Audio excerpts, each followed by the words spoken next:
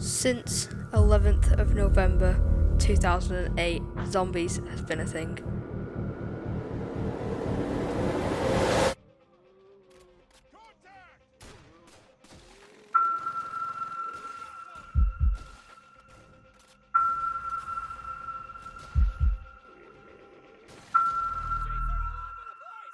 So today I'm going to be ranking every single map from worst to best.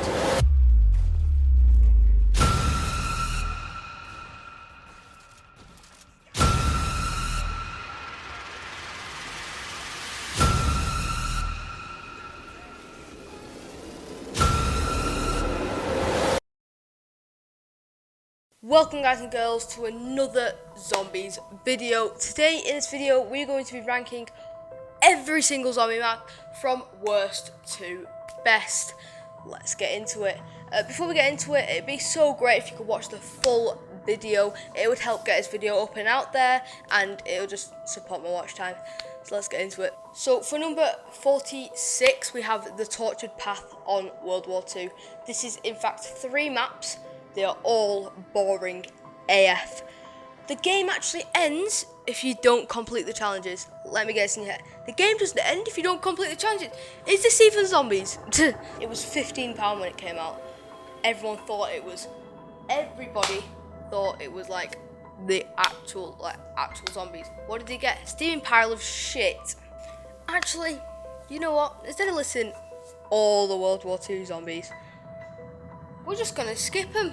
So for number 41, we have Advanced Warfare Infection, aka which everyone calls it, Burger Town. It's just plain boring. It's just plain bad, and I hate how you can boost. So for number 40, we have Carrier. I can see what they were going for. You can boost, and it's just boring. It's dull. It's like Ascension before you turn on the power. So for number 39 we have Descent. This one is actually surprisingly good. The Goliath boss fight though, don't like it, not for me. Boring AF. So for number 38 we have The Beast from Beyond. I see what they were going for, but why would they bring back Extinction in a zombies map? Nobody liked Extinction to start off with, let's be honest. I love IW zombies, but this is not the map for me. So for number 37, we have Grost and Hawes.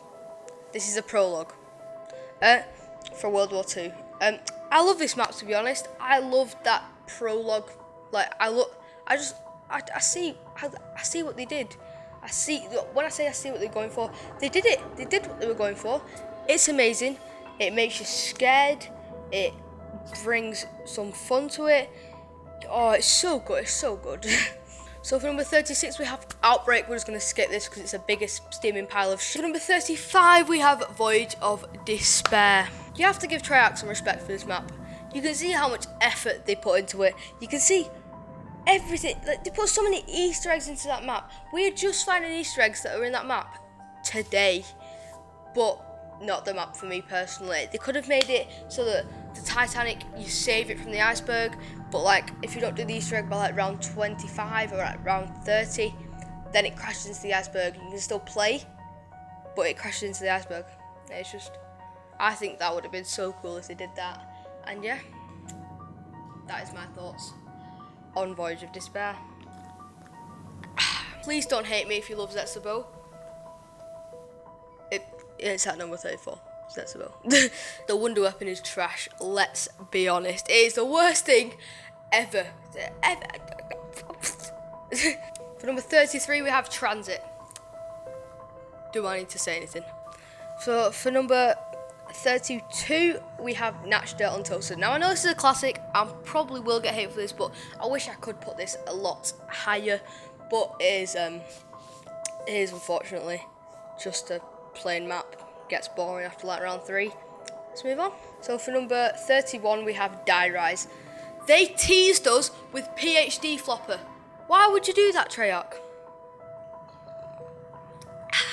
Why would you do that? Like honestly, it really pissed me off when they did that. I was like, I want my PhD Flopper back. To get it in Burridge, you have to dive off the fucking stairs. The wonder weapon in it is so good. It's in my top 5 wonder weapons. I love it. You swear, the zombies just fucking yeet. It's like fucking hell. Personally, I don't like the jumping thing. More people die from fall damage than from actual zombies in this map. I've lost my weapon in Pack-a-Punch before when I played this map.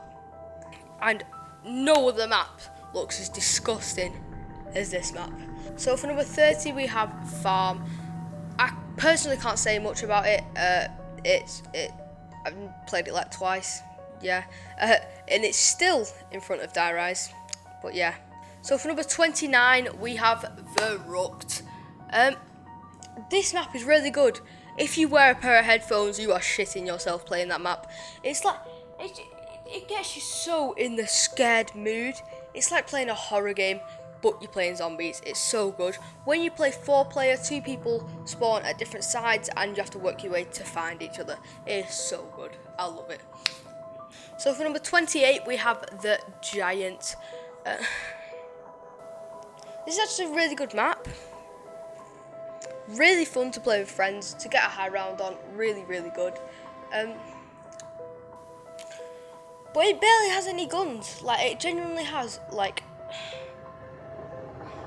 one wonder weapon, or what I'd class as a wonder weapon, because the Ray Gun Mark II, I don't even know if it's in it, is it? Their catwalk is legendary. Like, honestly, it's legendary. So for number 25, we have Dead of the Night. This is such a really good map that gets you into the mood. You can see they were going for like a vampire vibe with werewolves, stuff like that. So for number 26, we have Town. I love Town. I grew up on Town. I didn't. I grew up on like Kino, but Town is so good. It is so good. It is so good. The only good weapon you can get in it is really the ray gun. If you have the buried pack, you can get Ray Gun Mark II. But it is, yeah, the ray gun is actually good in this map. But yeah, it's gotta be. I wish I could put it higher, but I can't really. But yeah. So for number 25, we have Attack of the Radioactive Thing. This map is for hardcore players only. The Easter egg where you have to guide the nuke to this place, to this destination. The frogs are just everywhere. There's missiles coming at you. It's too hectic for me. Let's move on. So for number 24, we have the Reese. This is such a good map, man. This is so good, so good. It's a classic. I wish I could put it higher, but I can't. At number 23, we have Ancient Evil. This map is just so visually pleasing. The boss fight arena is amazing. The gauntlet is so good. Definitely one of the best maps on Black Ops 4. So for number 22, we have Blood of the Dead. I wish I could put this higher. They could have just made Mob of the Dead remake and it would have done a lot better, but they didn't, so yeah, we have to get over it. They changed the soul thing into a shield. Into a shield. The Easter egg is very, very tedious. So for number 21, we have Shaolin Shuffle. The karate thing was really good. I see what they were going for. They didn't really quite make it there for what they were going for. Really, in my opinion, it wasn't as good as what it could have been. That's what I'm trying to say. Really cool idea though. So for number 20, we have Shangri-La. I wish the remake had PhD Flopper on it, but it doesn't. So it's just a terrible map. It is so beautiful though. The map is amazing. Have you looked around? It is so nice. But it's just like, it's just not the map for me. There's fire zombies that just easily kill you. Like easily. It's for hardcore players, let's be honest, it's really challenging. So for number 19, we have 5. I personally love 5. The starting room is so cool. The JF Kennedy characters and stuff like that is so cool. Everything is so cool. I don't like that it takes your guns and your perks. And yeah. For number 18, we have Revelations. Rip off Shadows, if you ask me. Still really good for high rounds. Got most wonder weapons in there. It wasn't the map that should have left us on a cliffhanger till Black Ops 4, and then just to get shitty Black Ops 4. But it was, and the boss fight was alright, let's be honest. And we can't excuse that it took us such a long time to find all the bones of Samantha to do the Revelations Easter egg. 17, we have Nuketown. This is such a good map to play with friends. It's so good, but you could end up getting jugged by around 20. With 16, we have Shino Numa. Do not judge me. I love this map. I love the traps. I love how the perks are random. I just love it. And it's the one map on World at War that most people hate. I love it. I love it. And I especially love the remake. There is no power you have to turn on either. And the zip line. So good. So good. It's just so good. So for number 15, we have Classified. It's so good. It is so good, man.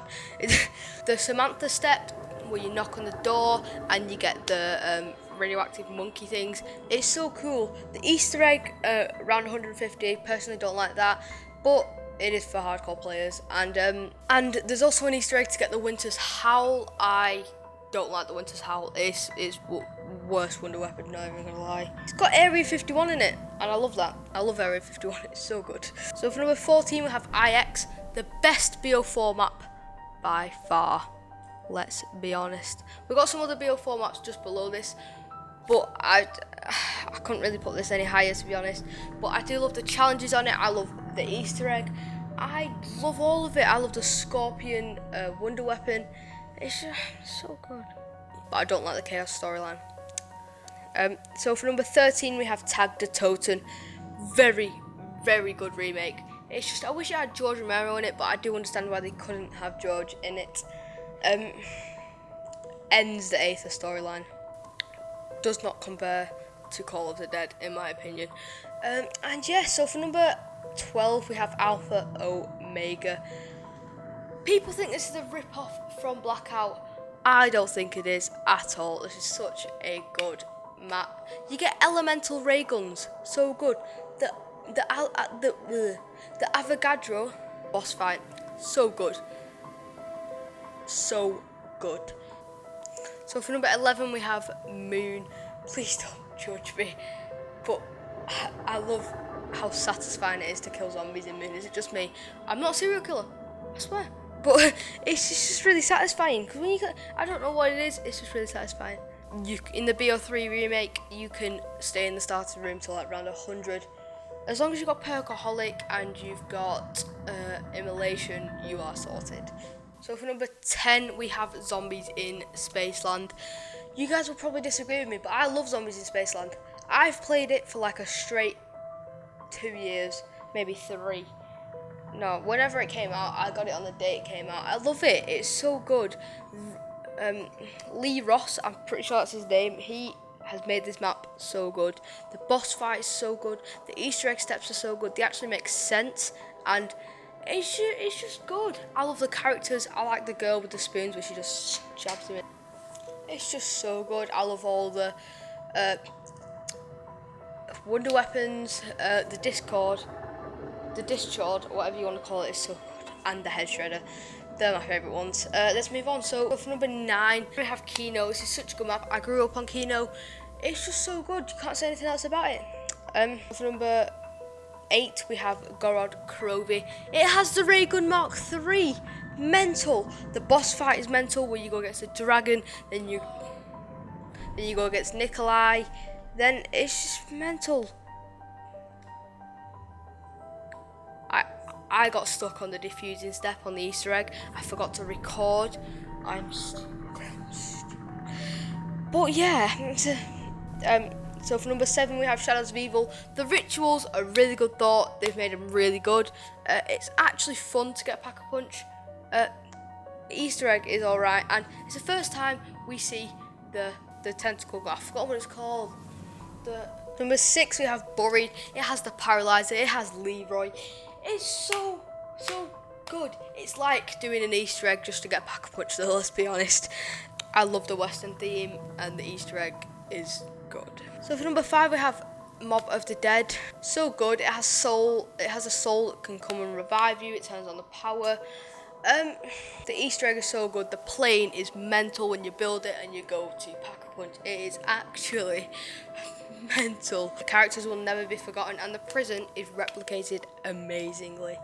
So for number 4 we have Call of the Dead. It is amazing. We have George Romero, we have 4 wonder weapons, and especially the scavenger. So good! It is actually so good, the scavenger. You have a whole horde of zombies, bam, one shot, all dead. 14 shots on George to kill him with that, mental. So for number 3 we have the Rising Drac. People think the bows are just a copy of the staffs from Origins. I don't think they are, but people do. Is there a wolf staff? No, there isn't. But the steps are easy to get them, especially the lightning bow. I would take the lightning bow over the lightning staff any day. The boss fight is so good, and yeah. So for number 2 we have Origins. The staffs are amazing. I love the upgraded ice staff. It is mental. The robot makes the game so good, and you can shoot its foot and you can go inside it to get the wind staff parts and part of the Easter egg if I'm correct. The Easter egg is so good, and the trench idea too. It is so good. It will stay in the history of a really good map. So for number 1, please don't hate me for this. You've probably already figured out what this is. I'm sorry guys, I'm really sorry.